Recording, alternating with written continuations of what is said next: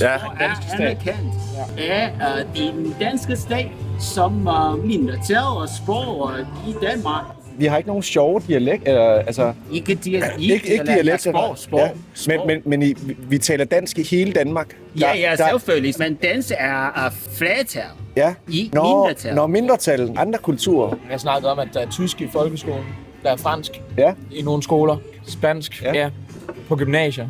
Ja. Nogle skoler har også mandarin, kinesisk. Men mandarin spansk er anerkendt som officielt mindretalssprog i Danmark af den danske stat. Jeg ved ikke, om der er nogen, der sådan er anerkendt. Jeg tror, at Danmark er for småt til, at der er anerkendte mindretalssprog. Andre sprog, hvis det giver mening.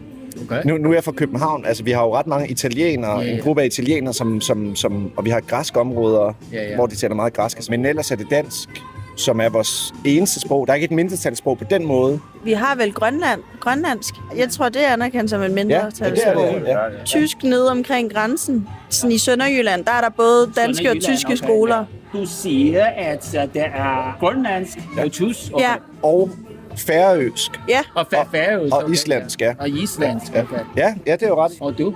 Jamen, det er et fint bud, men altså, der må vel også være et mindretal af muslimsk afstammelse her, som altså flygtninge, der er kommet hertil, men om de så er blevet anerkendt som et mindretalssprog, det ved jeg sgu ikke. Det er et svært spørgsmål. Skulle det jo være noget arabisk? Arabisk, det er fremmede sprog. Ja. Nej, jeg tror ikke, det er anerkendt. Jeg tror ikke, det må være de fire, som er dansk, grønlandsk, islandsk, færøsk. Ja, det er et godt bud. Og så tysk. Ja. Det giver mening. Ja, Det er i tyske. Er det tysk? Tyske, ja. Yes.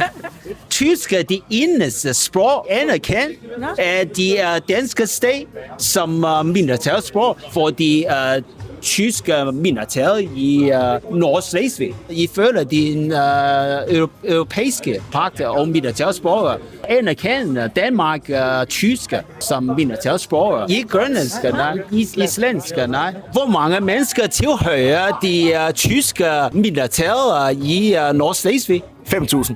Nej, 500. 500 tyske? Nej. Bare 500. 500. Kun 500? Kun 500? Ja, det er jo mindretal. Mennesker? Det er mindretal. Slesvig. Ja, Nordslesvig. Ja, Sønderjylland. Jeg gætter på 5.000. 5.000? Ja. Okay. 12.000. 12.000. Jeg gætter på 15.000. 15.000? Ja. Du er så godt. Ja. Til den her quiz. Kom med et spørgsmål mere. Men der er ingen officielle statistikker. Nej. Det kun anslås. Findes der tyske børnehave, skoler, efterskoler og gymnasier i Sønderjylland? Nej, du. Jo, det gør der. Jo, du. Jeg siger ja. Jeg tror, der er en enkelt eller sådan noget. Ja. Ja, også. Hvor mange? 10. 10 omfatter børnehave, skoler, efterskoler Ej, så siger jeg 20. og gymnasier. Jeg siger 20. 20? Ja. Okay. Og du? 23. Ja. Okay. Du? 50. 50? 50? Okay, det er for mange. Jeg siger 13,5. Der er en, der er i gang med at blive renoveret. 13,5, Ja, 13. Der er 19. 19. Nej. 19 børnehave. 19 børnehaver, okay. 13 skoler. En efterskole og i gymnasium. Så du... Ja. Jeg tror, jeg er tæt på. Ja. Yes. Findes der tyske aviser i Sønderjylland? Ja. Ja. Tyske aviser, der er lavet i Danmark, eller... I Danmark, og kun i Danmark. Ikke fra Tyskland. Nej, det tror jeg ikke. Du? Jeg tror, der er nogen. Jeg siger også nej. Nej, så hvor mange? Der findes 3. Vi er jo ved til.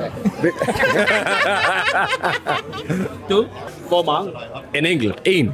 En, som kaldes. Det er Nordslesvig. Nordslesvig. Ja. Findes der tyske biblioteker i Sønderjylland? Ja. Ja. Nej, det tror jeg ikke. Nej. Hvor mange? Der er bibliotek. Hvor mange? Så findes der et enkelt bibliotek. Et. Hvor i Sønderjylland? Tønder. Tønder, okay. Det er rigtigt. Ja, Tønder. Nej, det er dig, der har den. Og du? Det er dig. Tønder, ja. Ja, men faktisk, der er ikke kun én. Hvor mange? 5. I Tønder. Nej, i havet Sønderjylland. Tønder, tænkte jo. Sønderborg. Ja. Men er det tyske biblioteker? Ja, tyske bibliotek. Ja. Nå, i Sønder. Kun tyske bøger. Kun tyske bøger, ja. Åbner. Ja, Halslev. Ja, 5. Hvilken organisation repræsenterer det tyske mindretal i Sønderjylland? Den tyske mindretalsorganisation. Tyske mindretal. Det hedder den. Ja. Ja, okay. Jeg ved ikke. Forbund for Nordslesvig. Forbund for Nordslesvig. Ja. Er det rigtigt?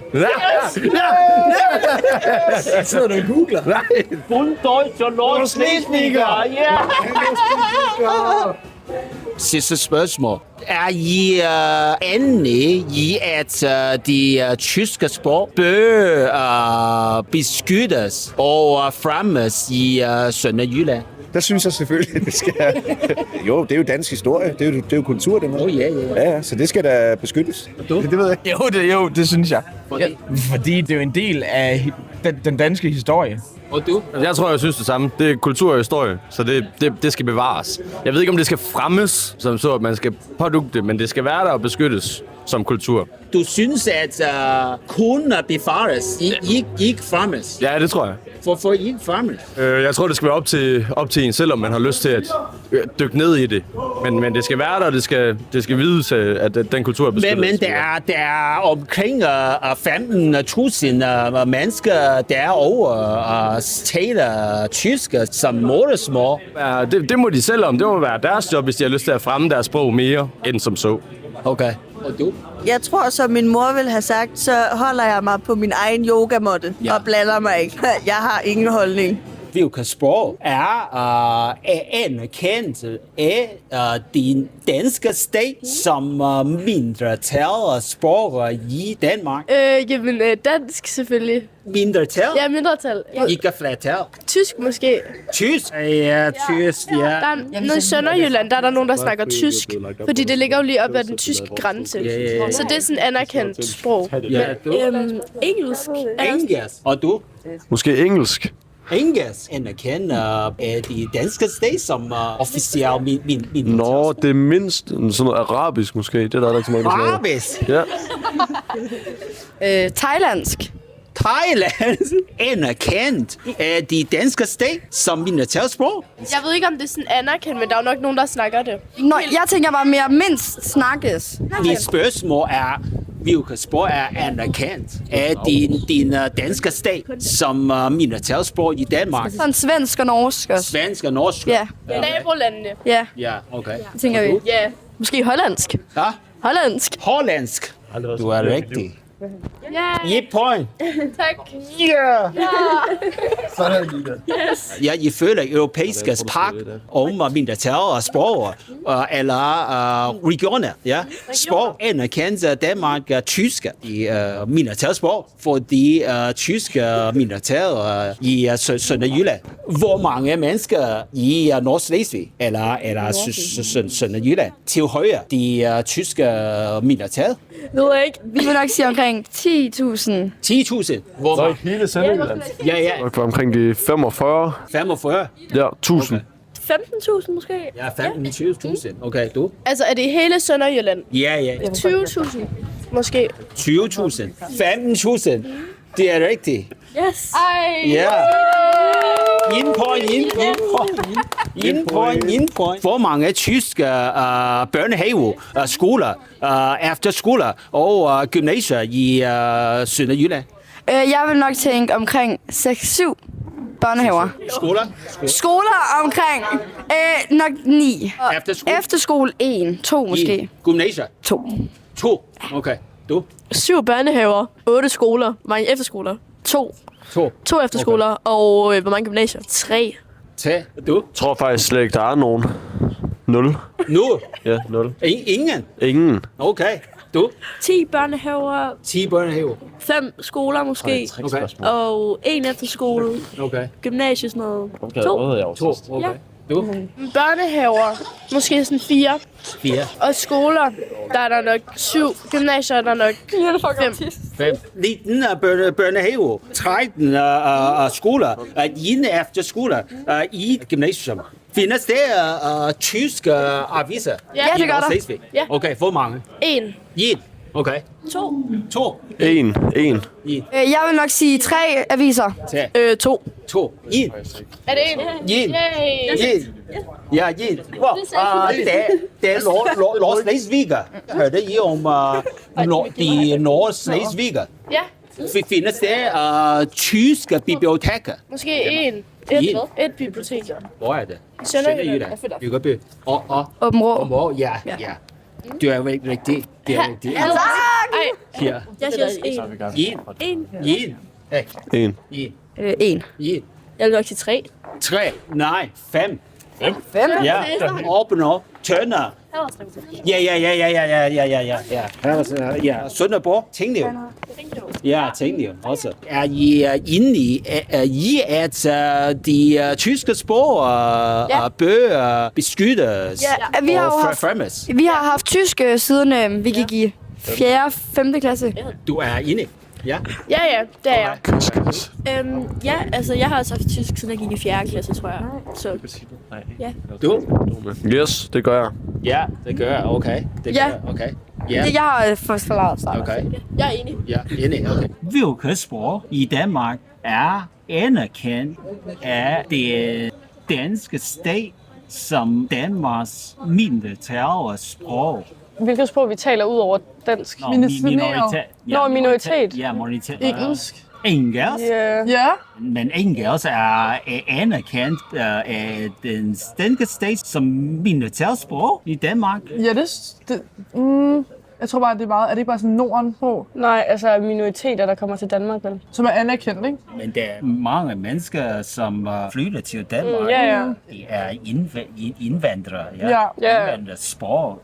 Ikke sprog, som opringes fra Danmark. Ja. Et hint. Det handler om grænseland mellem Danmark og Sverige. Sverige. Nej, der er ingen grænseland mellem Sverige og Danmark. Nej. Havet. Ja, det er Østersøen. havet, ja. Grænseland mellem Danmark og Tyskland. Tyskland, ja, Tyskland. Så sprog, som er Som er tysk. Sprog, ja, tysk. Ja. Tysk. Nå. Ja, tysk er faktisk den eneste Som er anerkendt. mindretal sprog, som er anerkendt af den danske stat. Fordi der er tyske mindretal, som bor i grænseland mellem Danmark og Tyskland. Så lærer man noget nyt. Ja, Ja. det var det. Hvor mange mennesker tilhører de tyske mindretal i Sønderjylland? Kan du give et hint? Ikke så mange. Under 100.000, ikke? Okay, under 100.000. Ja. Men mange. 10.000. 10.000. Hvad du? 35. 35. Okay. Du er rigtigt. Nå, ej, Du er rigtigt. 15.000. 15, hold da Ja, op. 15.000. Findes der tyske biblioteker i Sønderjylland? Ja, det tror jeg da. Har I været i Sønderjylland? Ja. Ja, i Sønderjylland. Ja. Kolding. Ja, i Kolding. Men også altså mere syd for Kolding. Ja. Nej, det er ikke- Der er ikke tyske mindretal. Nej. Sprog der. Nej, men Så Kolding, det er også bare Sydjylland, det er ikke Sønderjylland. Sønderjylland, det er jo mere sådan Haderslev og sådan noget. Ja. Hvor mange biblioteker tyske biblioteker i Ej, det tror jeg Sønderjylland? 1, tror jeg også. 1. 2. 2 år i Sønderjylland. Flensborg. Flensborg ligger i Tyskland, Nå skat. ja. Områ, Åben Rå. ligger det i Haderslev. Ja. Men der er 5 tyske biblioteker. Ja, der er kun tyske bøger. Der er Tønder, Sønderborg, Haderslev. Haderslev, ja, Haderslev, Tinglev. Tinglev. Ja, Tinglev. Gå i kirke Nej. Juleaften. Ja, juleaften. Juleaften. Ja. Kun juleaften. Ja. Synes I, at der er tyske kirker i Sønderjylland? Det er der helt sikkert. Er det rigtigt? Hvor mange? Ja, rigtigt. Ja. 5. 4. 4. Ja, 4 præster. Men der er ingen officielle tyske kirker, men der er tyske menighed sammen med danske menighed. Ja, der er 4 tyske præster. Hvor mange tyske børnehave, skoler, efterskoler og gymnasier i Sønderjylland? Ej, men der er mange gymnasier, og der er mange folkeskoler. Men Altså bare generelt, når man tyske. tysker, ja. Det er nogle svære spørgsmål. Vi ved ikke så meget om Tyskland, altså. Nej. Eller Sønderjylland. 6. Bare Okay. 6? Nej, 25. Altså inklusive børnehaver, vuggestuer og skoler og gymnasier. Okay, 25. Okay. Ej, det ved jeg ikke. 8 er hver. Og gymnasier. Nej, okay, nok ikke gymnasier. Måske 3 gymnasier. Måske 4 børnehaver. 5 folkeskoler. Og hvad giver det? Efterskole. Jeg ved ikke. 2 efterskoler måske. 19 børnehave. 19 børnehaver? Ja, 30 skoler. En efterskole. Ja. Og et gymnasium. Hvilken organisation repræsenterer de tyske mindretals interesser i Sønderjylland? Og det, jeg ved det ikke. Nej. Jeg ved ikke. Nej, det ved jeg simpelthen ikke.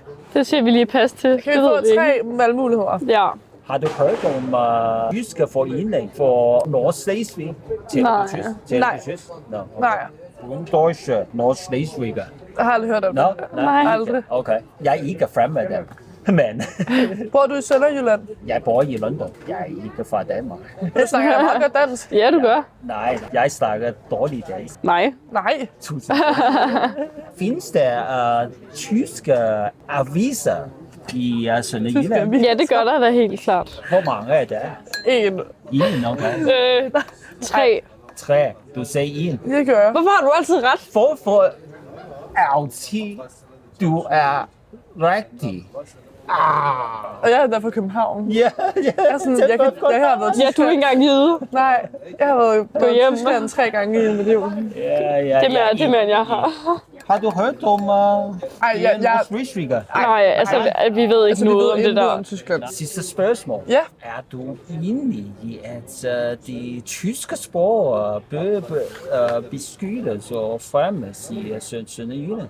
Jeg føler ikke, vi burde sådan fremme det. Nej, vi burde Altså ikke at være fremme det, sådan men der, beskytte du det. skal lære tysk. Altså det, Nej. man kan jo i folkeskolen selv vælge, om man vil have tysk eller fransk. Og så når man bor i Sønderjylland, så er det jo bare lidt nemmere at have tysk, fordi man alligevel bor så tæt på Tyskland. Så det er jo sådan, man er lidt mere, eller sådan tættere forbundet til det tyske sprog. Ja. Men altså- der er 15.000 danskere, Det er jo ikke så mange. som ja, det er sandt, men de taler tysk som modersmål. Så bør vi beskytte det tyske sprog derovre. Det ved jeg ikke.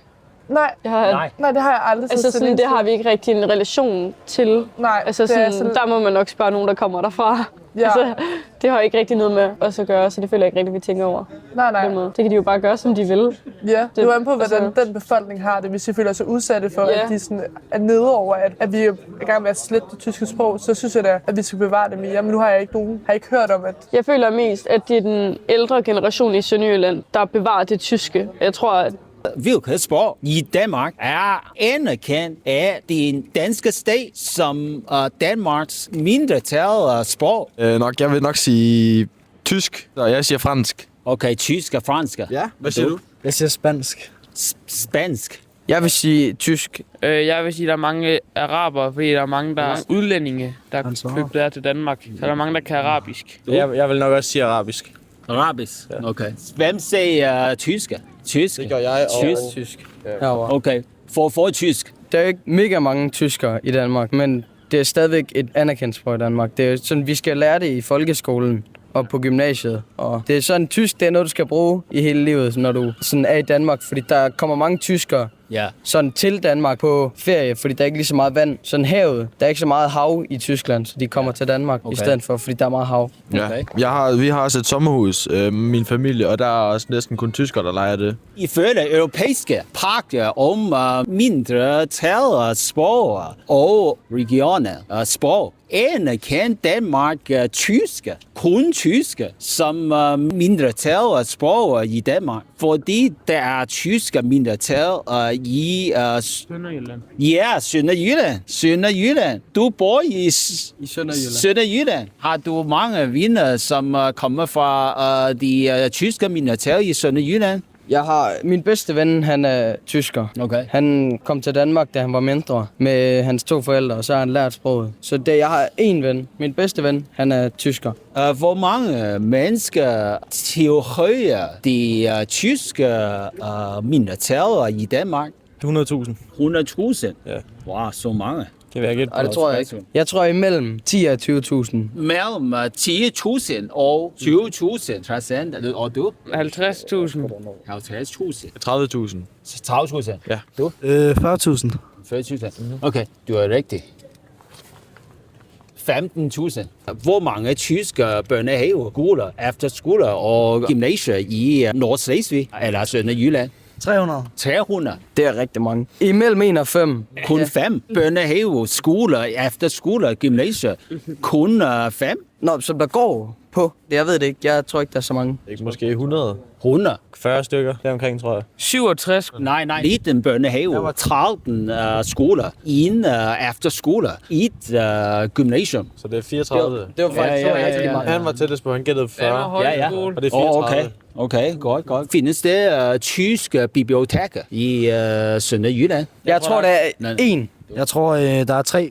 3. 6 eller 7. 6 eller 7. 1. 5. 5.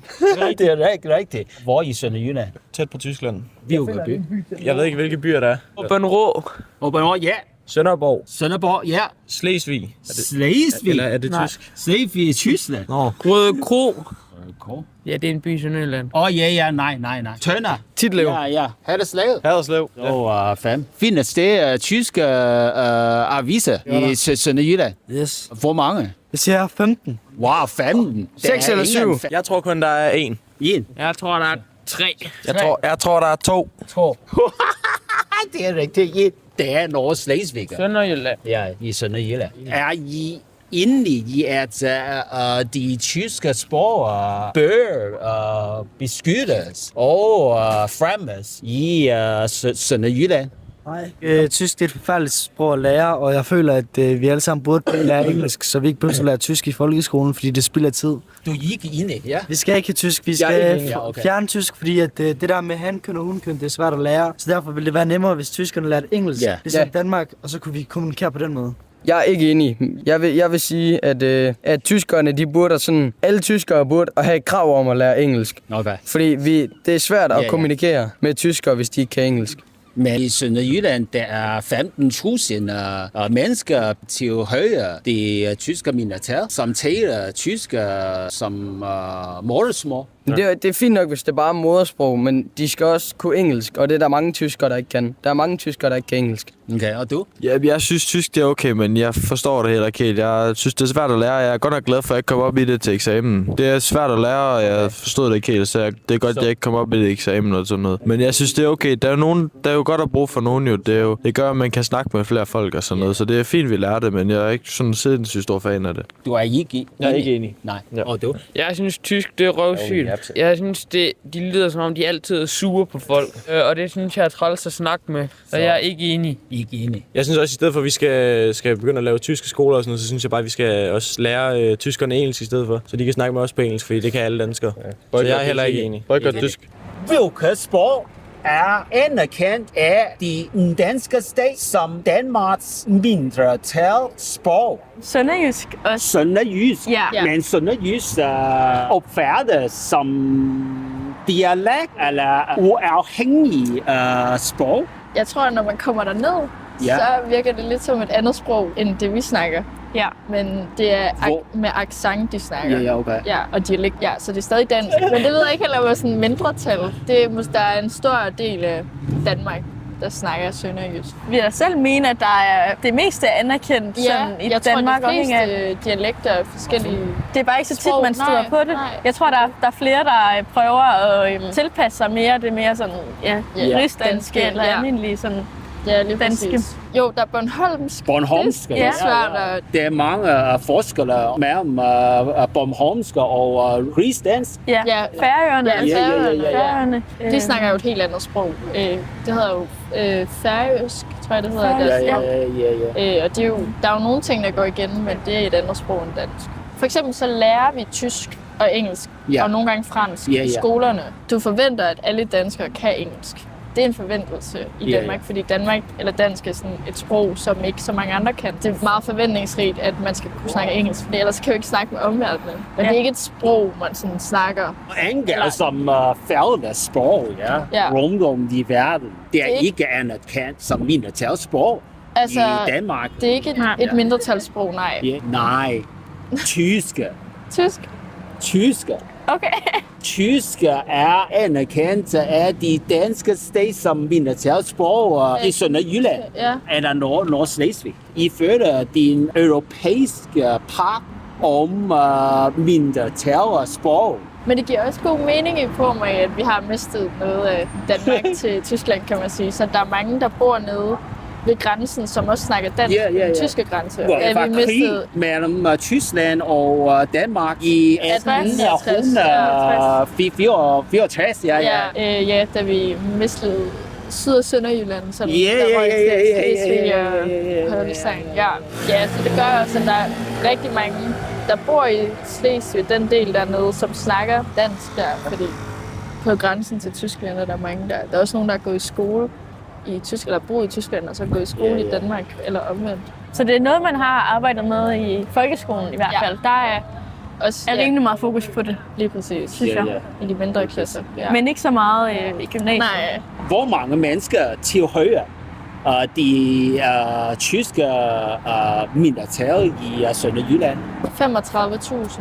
35.000? Ja. Så mange? Ja, jeg tror, jeg er lidt over i det samme. Kender I nogen fra Sønderjylland? Ja. I taler de tyske? Nej. Ikke så dagligt, men de kan det. De er flydende i det. Flydende, Okay. Nej, der er kun omkring 15.000. Okay. Hvor mange tyske børnehaver, skoler, efterskoler og gymnasier i Sønderjylland for de tyske mindretal? Ja, måske nogle børnehaver, kunne jeg forestille mig. Måske en eller to eller sådan noget. Men... En og to? Så så skal det være alle, der snakker tysk. Men der er omkring 15.000 mennesker derovre, som kommer fra de tyske mindretal, så men altså, tænker du på de institutioner i Danmark? Altså, om der er nogle tysk? Ja. Hvor hele institutionen er tysk. Ja, selvfølgelig. Jeg tror heller ikke, det er så meget. Jeg tror måske, det er maks noget 10-15 stykker. Ja, børnehave, skoler, efterskoler, gymnasier. 10? Eller under 10. Under 10? Ja. Jeg tror heller ikke, der er så mange. Jeg tror, der er under 10. Under 10? Ja. Nej, 19 børnehave, 13 skoler, en efterskole og et gymnasium. Det har jeg faktisk ikke hørt om, men det er jo meget interessant. Men der er ikke mange. Nej. Fordi der er mange børn. 15.000 mennesker. Ja, det er rigtigt nok. Der er også nogle, som kommer fra Tyskland, rejser til Danmark for undervisning. Ja, det er rigtigt. Ja. Findes der tyske biblioteker i Sønderjylland? Tænker jeg. Ja. Hvor mange? Max 3 måske. Max 3? Du? 3-6. 3-6, okay. Hvor i Sønderjylland? Det ved jeg. Aner det ikke. Tønder, Skærbæk. Ja, det er rigtigt, Tønder. Du sagde 3-6. Ja. Hvor andre steder? Kender du nogle steder i Sønderjylland? Jeg er ikke særlig velkendt i Sønderjylland. Så kender jeg kun Skærbæk, Tønder. Ja. Okay, Tønder, Aabenraa, Tinglev. Sønderborg. Ja. Hasse, men det ligger også på mange biblioteker. Ja, kun tyske bøger. Hvilken organisation repræsenterer de tyske mindretal i Sønderjylland? Det ved jeg faktisk heller ikke. Jeg er helt blank der. Ja. Kun tyske Nordslesvig. Findes der tyske aviser i Sønderjylland? Ja, det tænker jeg. Ja, hvor mange? Og hvilke? Nej, det kommer jeg ikke til at kunne svare. Jeg ved ikke, hvilke. Måske 5? Jeg tænkte også 5 eller 10. Op til 10 måske. 10? Hvis det skulle være printet til måske sådan noget, ja. 3. Nu går jeg ned. Under 5. Under 5. Kun en. Okay. Nordslesviger. Okay. Er du inde i, at de tyske sprog bør beskyttes og fremmes i Sønderjylland? Altså jeg tror da generelt, så tror jeg da godt, at man kunne have mere fokus på det tyske sprog, også når det er vores nabolande, og vi samarbejder så meget med Tyskland. Så jeg tænker, det vil give god mening. Og så når de ligger og grænser op til Tyskland. Op til Tyskland, ja, det er det. Så sådan, man kunne godt inkorporere det lidt måske. Men jeg tror også, at Tyskland er meget stor. Vi snakker om de tyske mindretal. Ja, altså i Danmark. Ja, i Danmark. Ja. I Tyskland. Nej. Jamen så kunne man 100%, så de føler sig lidt mere set. 100%. Du støtter de tyske sprog i Sønderjylland. 100%. Det synes jeg helt klart, især hvis der er institutioner, der faktisk går op i det. Det vidste jeg jo ikke, for eksempel, at der var børnehaver og skoler. Ja. Så når der er det i forvejen, så tænker jeg sagtens, at man kan støtte mere op om det. Så der er åben for det mere. Ja, jeg vil da sige, at være åben over for det, når det nu grænser op til Tyskland, så giver det god mening, og det er et mindretal, så de også føler sig set og hørt og sådan noget. Altså nu snakker vi om de tyske minoriteter og sådan noget, men der er måske også mange andre, ikke sådan anerkendte, men der er andre minoriteter, så man skal også passe på, at man ikke åbner op for alt. Lige pludselig så bliver det bare rigtig mange små minoriteter. Ja. Det tror jeg også, man skal passe på med. Der er andre minoriteter, selvom de måske ikke er anerkendt af staten på samme måde, så er de der stadigvæk. Så det tror jeg, man skal huske at tænke på, at man ikke sådan får alt for mange. Sådan, hvis man kan sige det sådan. Ja. Altså ikke for, selvfølgelig må alle have lov til at, være her og være den, de er og sådan noget. Hvilke sprog i Danmark er anerkendt af den danske stat som Danmarks officielle mindretalssprog i Danmark? Altså, hvis det er det, du spørger om, så er det altså rigsdansk, som sådan er det fælles, sådan vi alle sammen forstår, alle danskere. Ja. Og så har vi jo accenter. Vi snakker om sprog, ikke dialekter. Okay, ikke dialekter. Danske dialekter. Okay. Vi har også mange udlandske i Danmark, men jeg føler, at størstedelen af dem, der bor i Danmark, taler dansk. Eller så har de et andet sprog, men jeg tror, mange har dansk som modersprog. Og så er der også dem, der kommer fra England for eksempel, eller som er udviklingsstuderende, eller kommer for at arbejde fra andre lande af. Jeg tror, størstedelen taler dansk, og ellers er det engelsk, der er sådan det primære sprog. Men synes du, at engelsk er anerkendt som mindretalssprog i Danmark? Ja, altså jeg tror, vi har rigtig mange, der taler engelsk i Danmark. Vi har jo mange butikker i Danmark, hvor de ekspederer på engelsk, fordi at Danmark også er blevet mere international og har flere sådan udefra, der kommer. Vi har også rigtig mange fra Norge og Sverige, som arbejder heroppe. Så du siger engelsk? Engelsk, ja. Okay, og du? Jamen, jeg vil også sige, det er også engelsk, hvis jeg skulle sige noget, men jeg er da med på, at vi er et land, som sådan snakker vores eget sprog rigtig meget. Men altså, jeg vil sige, at måske ikke ældre mennesker, men 90% af vores befolkning kan snakke engelsk, tror jeg. Der er mange uddannelser, der også underviser på engelsk. Jeg tror, det kommer meget an på, hvad for nogle erhverv du går ind i. Ja. Hvis man læser på uni for eksempel, så ved jeg også, at der er mange, som deres bøger er engelske, og så læser de jo på engelsk på den måde. Så du siger også engelsk? Okay, og du? Jeg er enig i alt, hvad der er blevet sagt. Enig? Ja. Okay. Nej, ikke engelsk. Tysk.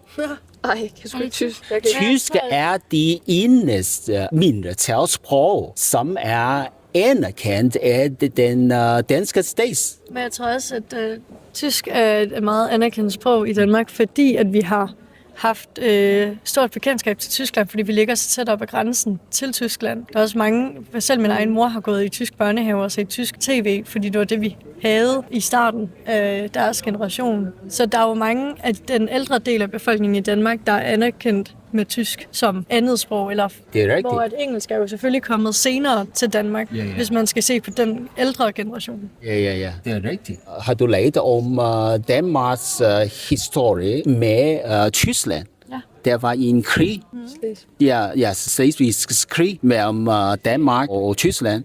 I 1864, så Danmark tabte Slesvig. Så der er Nordslesvig i Danmark. Der er de tyske mindretal, som taler tyske som modersmål.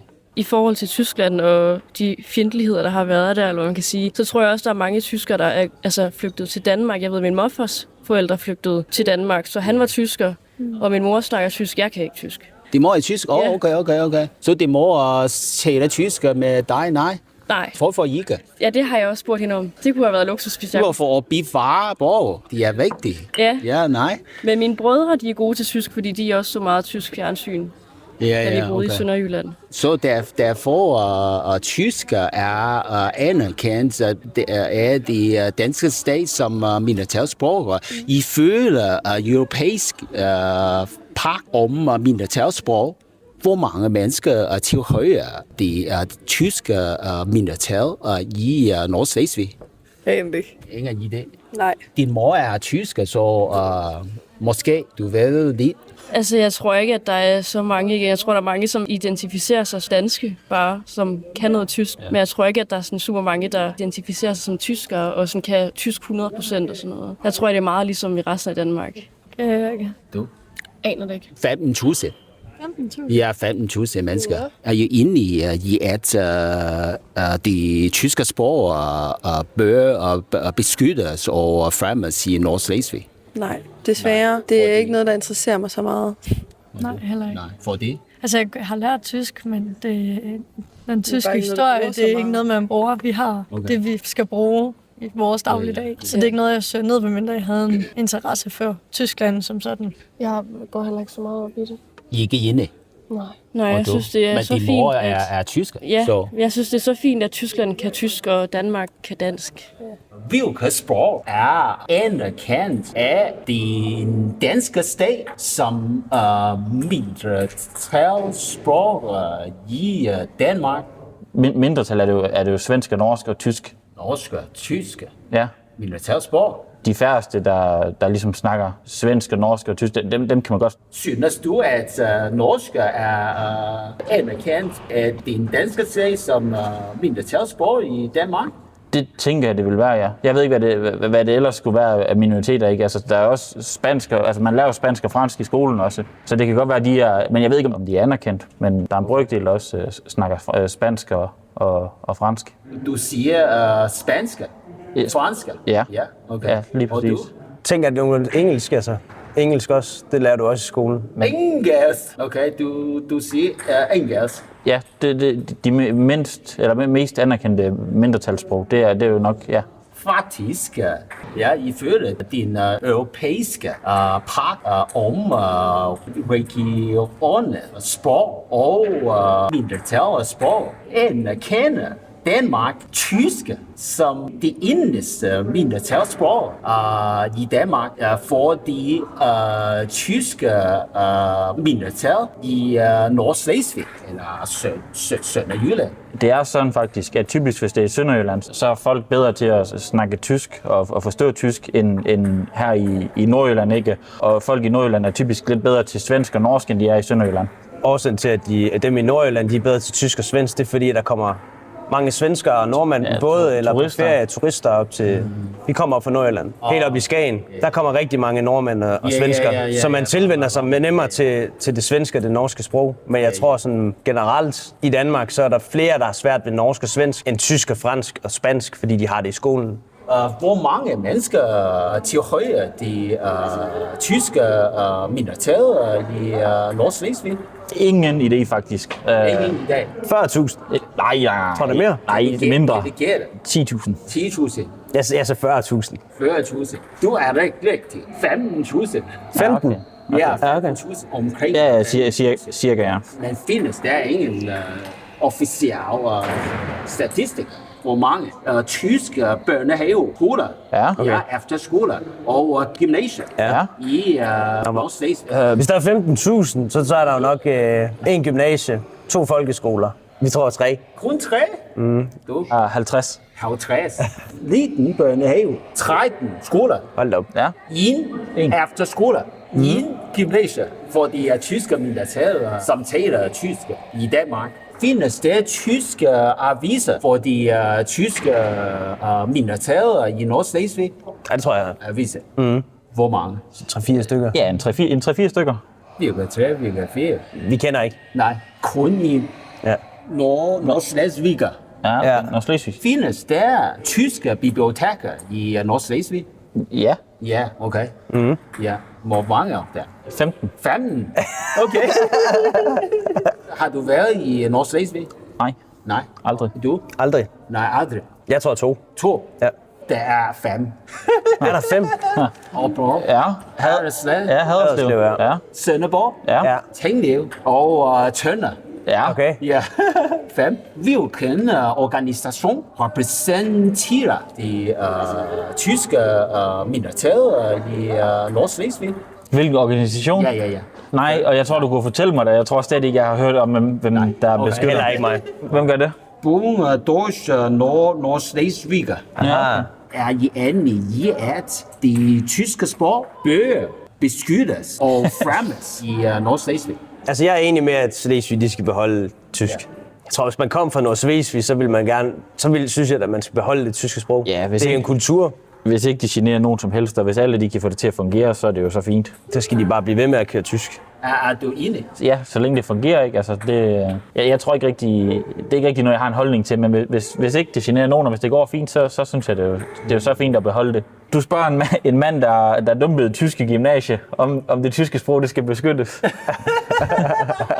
Jeg kan godt forstå tysk, jeg kan bare ikke tale tysk. Min grammatik i tysk er virkelig dårlig. Men hvis der er tysker, der taler langsomt til mig, så kan jeg nogenlunde forstå, hvad de siger. Hvilket sprog i Danmark er anerkendt af den danske stat som Danmarks mindretalssprog? Ja, tysk. Det er tysk. Tyskland? Tysk? Ja, tysk. Altså, der er kun ét sprog i Danmark, og det er dansk. Mindretal? Altså, det er ikke bare engelsk? Jo, er det ikke engelsk? Ja, engelsk. Du sagde engelsk. Tysk? Nej. Nej, okay. Finsk. Fransk? Svensk. Svensk, okay. Ja, norsk. Norske? Nej. Tyske? Det er sgu da rigtigt. Ja. Hvor mange mennesker tilhører de tyske mindretal i Sønderjylland? Jeg siger 40.000. 40.000? 40.000. Jeg siger 25. Okay, 25.000. Jeg siger 50.000. 50.000, du? 55 stykker. 55, okay. Ja. Du? Nemmest.